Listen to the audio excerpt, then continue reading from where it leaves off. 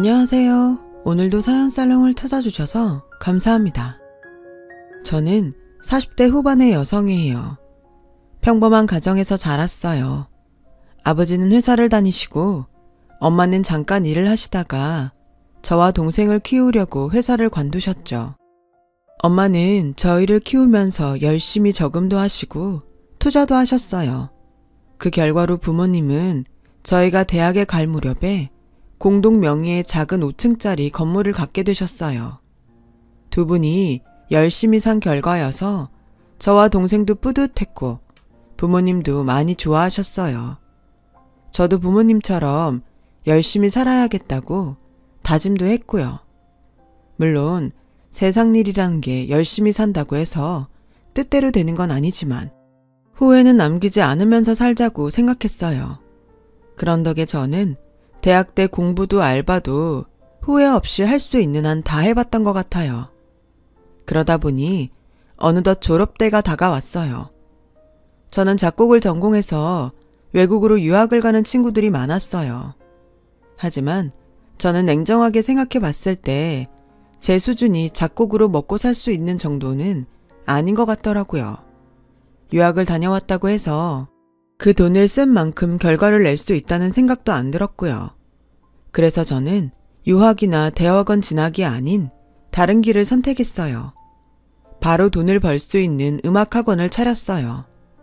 부모님은 저한테 어느 정도는 뒷바라지 해줄 수 있으니 대학원이라도 가라고 하셨지만 저는 그러고 싶지 않았어요. 제가 어느 수준인지 정도는 파악하고 있었거든요. 대학원에 간다고 해서 그렇게 열심히 할 것 같지도 않았고요. 저는 제가 그동안 일하면서 모아놓은 돈에다가 대출을 받아서 학원을 열었어요. 제가 4년제 대학에서 음악을 전공한 원장이라는 걸 중점적으로 홍보했더니 학생들이 점점 모여들기 시작했어요. 저도 학생 한 명 한 명 열심히 가르쳤어요. 학원은 1년이 지나자 학생 수가 굉장히 많아지더라고요. 혼자서는 감당이 되지 않아서 저와 함께 하루 종일 있을 부원장과 시간제로 와서 애들을 가르칠 선생님들 둘을 더 뽑았어요. 이 정도면 젊은 나이에 성공한 것 같은 기분이 들어서 스스로가 뿌듯하고 매일이 보람찼어요. 저는 학원이 잘 되는 재미에 푹 빠지게 되었죠. 개원하고 4년이 되던 해에는 동네에서 제일 큰 건물에 2층 전부를 계약해서 학원을 옮겼어요. 엄마가 부모님 건물로 들어오라고 하셨지만 저는 부모님 도움 없이 하고 싶었어요. 또 제가 계약한 곳이 위치가 더 좋기도 했고요. 저희 학원의 장점은 무엇보다도 학생들한테 음악의 기본 리듬과 박자 감각을 탄탄하게 가르치는 거였어요. 그렇기 때문에 아이들이 나중에 어려운 곡을 하게 될 때도 박자를 세고 리듬 맞추는 걸 힘들이지 않고 곡을 익힐 수 있었거든요. 저는 실용음악에도 관심을 갖고 따로 신디사이저를 공부했고 학원에 실용음악 건반과 보컬 학생도 모집했어요. 그랬더니 의외로 중고생들이 많이 오더라고요. 성인들 중에서도 클래식을 배우러 오는 분들도 있었지만 전자건반 악기를 하고 싶다고 오는 분들도 많아졌어요. 하는 일마다 잘 되니 돈 버는 재미에 더 푹 빠지게 됐어요. 제가 29살이 되자 엄마는 자꾸 선자리를 만드셨어요. 네가 지금이야 젊으니까 돈 잘 벌고 좋겠지만 이것도 한때야. 30 넘으면 시간 금방 가. 얼른 좋은 사람 만나서 가정도 꾸려야지. 돈이 아무리 좋다고 해도 평생 혼자 살 거야? 내가 언제 평생 혼자 산댔어. 선 말고 그냥 만날 거야. 30 넘는다고 큰일 나는 것도 아닌데 너무 그러지 좀 마. 제가 젊었을 때만 해도 30이 넘기 전에 결혼을 해야 된다는 생각을 하는 사람들이 많았어요. 저는 엄마 성화에 못 이겨서 몇 번 선을 봤지만 전부 한 번의 만남으로 끝났어요. 그러다가 학원하는 친구들끼리 만난 자리에서 누가 저에게 소개팅을 해주겠다고 하더라고요. 제가 관심 없다고 했더니 그 친구는 그냥 만나보기만 해. 소개팅 한다고 다 사귀고 결혼하는 거 아니잖아. 미정이 너 남자친구도 없는데 심심하지 않아? 편하게 생각하고 마음에 들면 가볍게 만나봐. 라길래 마음이 움직여서 소개팅에 나가게 됐어요. 남자는 막 치과 수련일을 마치고 개업을 앞두고 있다고 했어요. 처음 만난 자리에서 이런 말하는 게 성급할지는 모르겠지만 저는 양미정 씨하고 한번 잘 사귀어 보고 싶어요. 라는데 당황스럽긴 했지만 저도 남자가 괜찮았기 때문에 몇 번의 만남 후에 사귀자고 했어요. 제 말을 끝까지 거절하시면 어떻게 해야 하나 되게 마음 졸였어요. 제가 정말 잘할게요, 미정씨. 라며 어린애처럼 좋아해주니 기분이 나쁘지 않더라고요. 남자는 개업을 한 지 얼마 안 돼서 많이 바빴고 저도 학원 일이 계속 바빴기 때문에 자주 만나지는 못했어요. 그래도 일주일에 한 번 쉬는 날에는 꼭 만나려고 노력했죠. 그렇게 한 6개월 정도 지났을 때 남자가 느닷없이 결혼 얘기를 하더라고요. 나는 우리가 서로 바빠서 계속 제대로 만나지도 못하니까 차라리 결혼해서 같이 사는 게 나을 것 같아. 그게 경제적으로도 훨씬 도움이 되지 않겠어? 그 말도 일리는 있는데 갑자기 결혼 얘기를 하니까 좀 당황스러워. 만난 지 오래된 것도 아니고 결혼을 하자는 말을 할 만큼 서로를 잘 아는 것도 아니잖아. 오래 만났다고 해서 다 결혼하는 거 아니잖아. 그리고 난 우리 정도 맞으면 결혼해도 될 것 같은데. 그런 생각 해본 적 없어? 서로 모르는 점이 있다고 해도 그건 차차 알아가면 되는 거고. 라는 남자 말에 정말 고민이 됐어요. 이렇게 계속 만나다 보면 언젠가는 결혼하겠지라는 생각을 한 적도 있지만 너무 준비 없는 상태에서 말이 나오니 잘할 수 있을지 불안했어요. 하지만 남자는 계속 결혼하자고 조르더라고요. 저도 점점 엄마 말대로 30살이 되기 전에 결혼하는 게 나을 것 같다는 생각이 들기 시작하던 때였고요. 그래서 결혼을 하기로 결정했어요. 더 나은 남자를 만날 수도 있겠지만 꼭 그럴 거라는 보장도 없으니까 지금 만나는 사람이 제일 좋은 사람이려니 생각했죠. 부모님은 제가 결혼에 관심 없는 줄 알고 계시다가 제가 결혼을 한다고 하니까 두 분 다 많이 기뻐하셨어요. 남자가 치과 의사라고 하니 엄마는 직업 때문에 더 좋아하셨죠. 저희는 양쪽 집에 인사를 드리고 상견례를 가졌어요. 남자 아버지는 목재상을 한다고 하셨고 어머니는 평범한 주부였어요. 여동생이 한 명 있는데 해외에서 공부를 한다고 했고요. 남자 부모님이 생각보다 드센 것 같았지만 선입견이려니 생각했어요. 상견례 후 엄마는 조심스럽게 생각했던 것보다 부모님이 점잖은 분들은 아닌 것 같다. 남자애만 보면 그다지 나쁘다는 생각은 안 드는데 그래도 집안 분위기 무시 못하잖아. 라고 하셔서 저도 좀 망설이는 마음이 생기더라고요. 저희 가족은 고민 끝에 사람을 잘 알지 못하면서 판단하지 말자고 결론을 내렸고 저와 남자는 결혼 준비를 시작했어요. 솔직히 제가 얼마나 더 좋은 집안을 만나겠다고 나 좋다는 사람들을 뿌리치는 게 도리상 아니라는 생각을 했어요.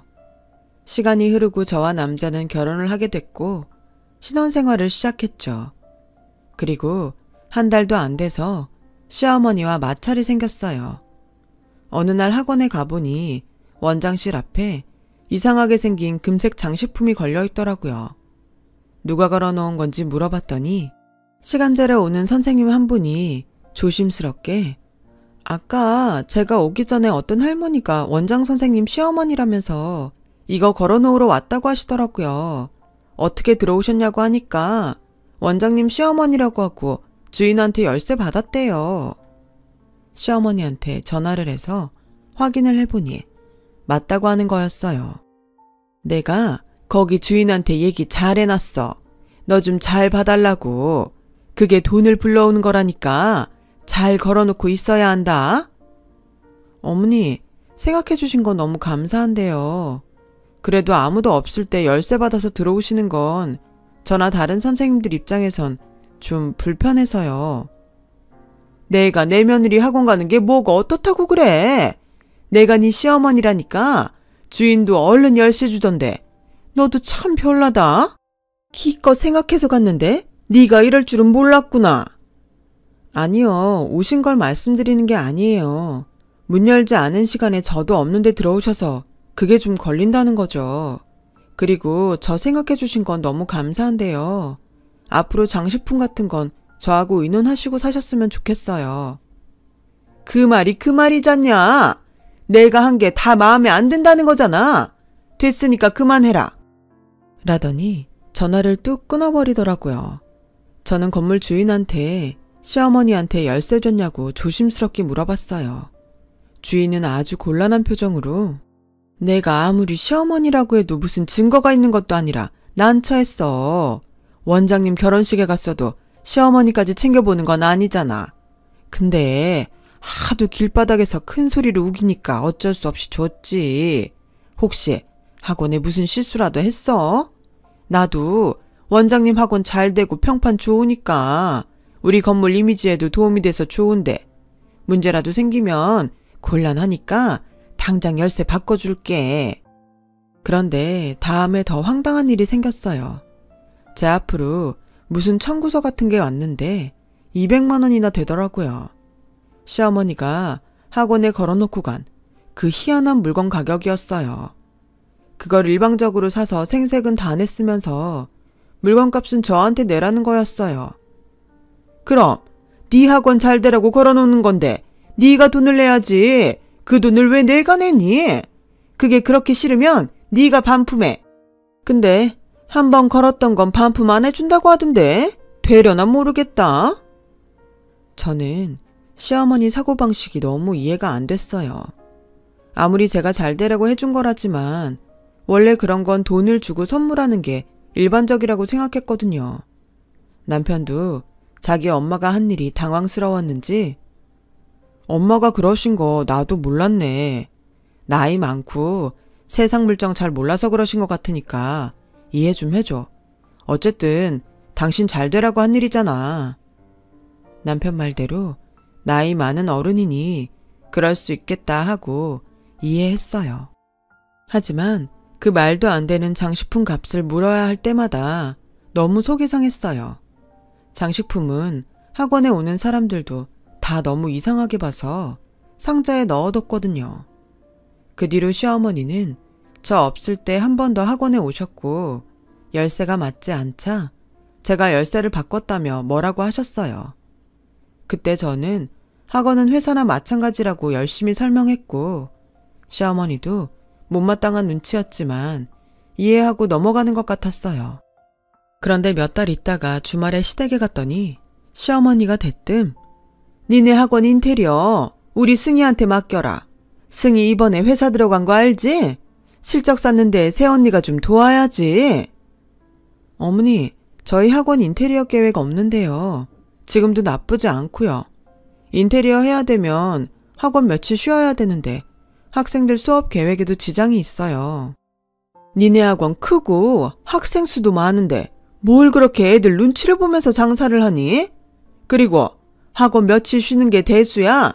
더 깨끗한 환경에서 하면 학생도 많이 오고 다 너 좋자고 하는 건데 뭘 그렇게 사사건건 따지니?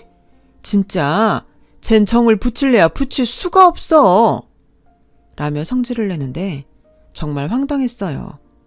쉬는 실적 때문에 인테리어를 다시 하라고 하더니 저를 생각해서 해준다는 말이 저는 너무 이해가 안 되더라고요. 거기다가 이제는 남편까지 한술 더 뜨는 거였어요. 시어머니 하는 말에 너무 하나하나 따지고 드는 것도 며느리로서 좀 자기를 돌아봐야 되는 거 아니야? 엄마는 나이가 있고 세상 물정을 잘 모르니까 그러실 수 있잖아. 모르니까 그게 아니라고 말씀드리는 거잖아. 그걸 보고 따지고 든다고 하면 어머니도 세상 어떻게 돌아가는지 계속 모르고 맨날 저런 말만 하실 텐데 내가 그 스트레스를 받는 건 괜찮다는 거야? 당신도 어머니 입장에서만 말하고 나한테만 이해하라고 하니까 점점 짜증나. 그렇게 싸우고 얼마 안 돼서 알게 된 사실이 있었는데 시아버지가 목재상을 하시는 게 아니고 건설 현장에 일일 노동자로 나가신다는 거였어요. 일일 노동자인 건 문제가 아니었어요. 저희 집에 목자상을 한다고 했던 것도 이해도 할 수 있고요. 오히려 힘들게 일하면서 자식들을 잘 키우신 게 존경스럽게 생각됐어요. 그런데 그 사실을 알게 된 일이 문제였어요. 시어머니가 신우이 결혼 얘기를 꺼내면서 저한테 혼수장만하는데 1억을 달라고 하시는 거였어요.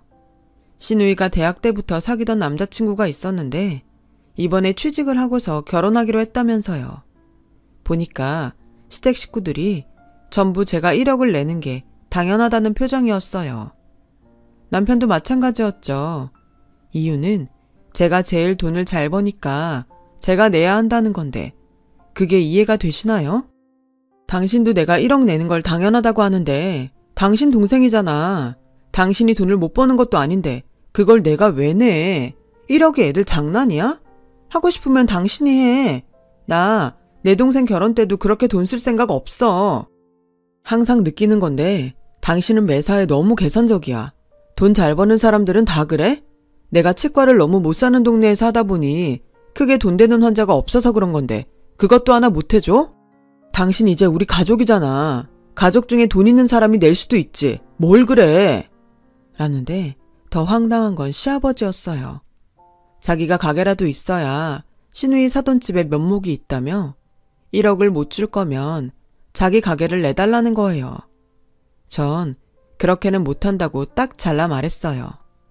그때부터 남편과의 사이도 더 안 좋아졌어요. 저희 부부는 맨날 마주치면 싸웠고 언제 헤어져도 이상하지 않을 지경이었어요.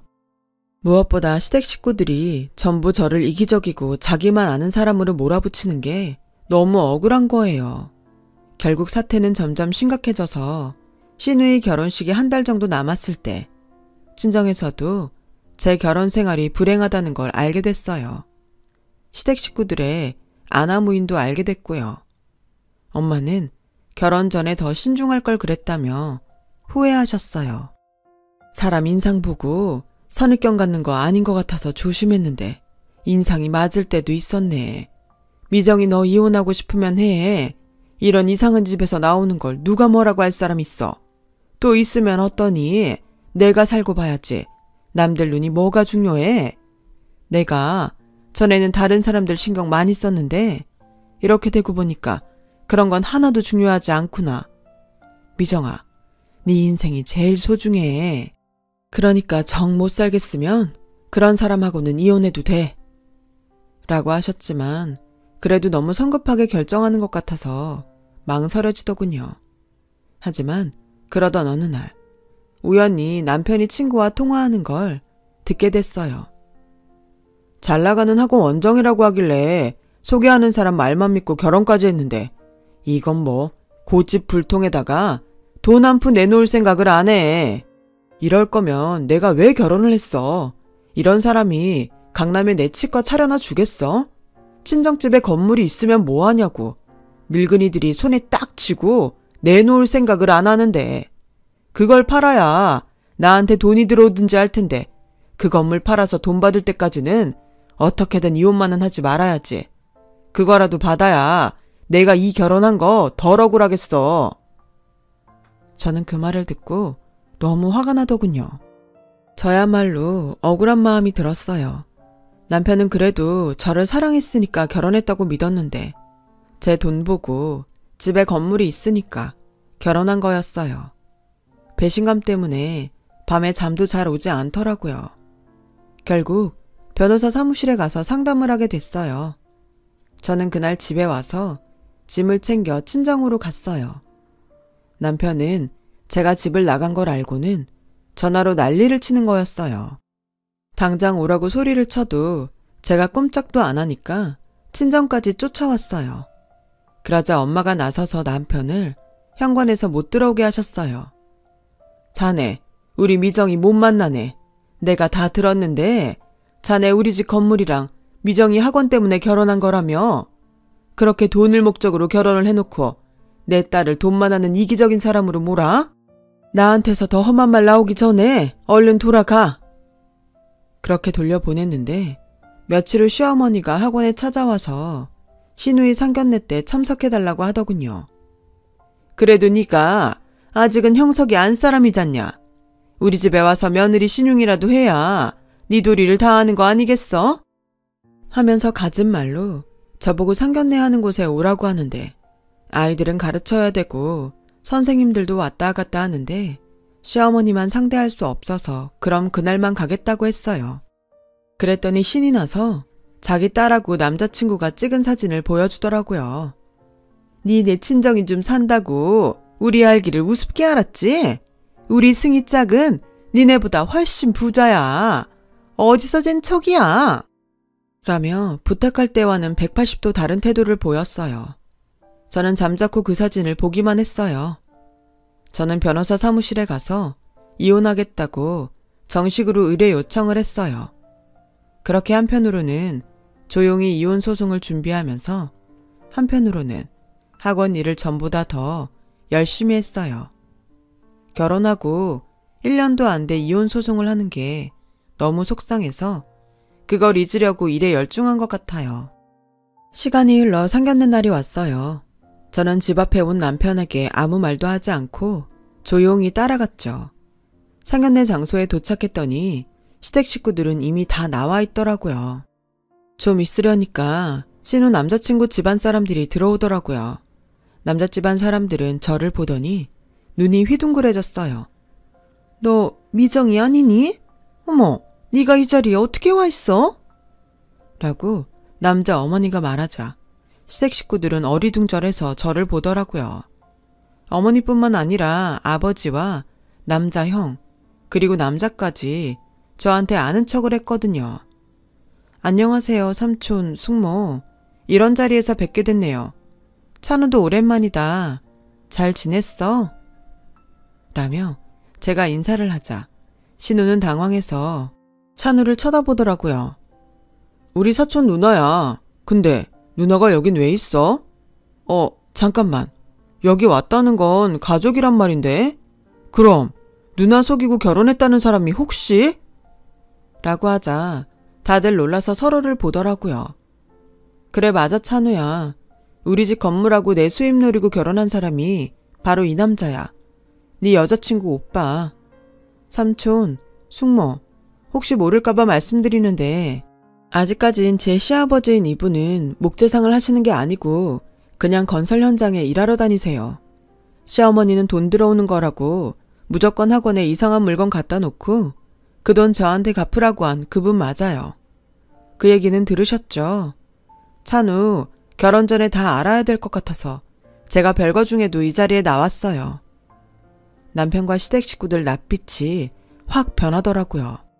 시어머니는 제 팔을 붙잡고서 얘가 지금 무슨 말을 하는 거야? 네가 아무리 요즘 형석이하고 싸워서 사이가 안 좋아도 그렇지 없는 말하고 그러는 거 아니지?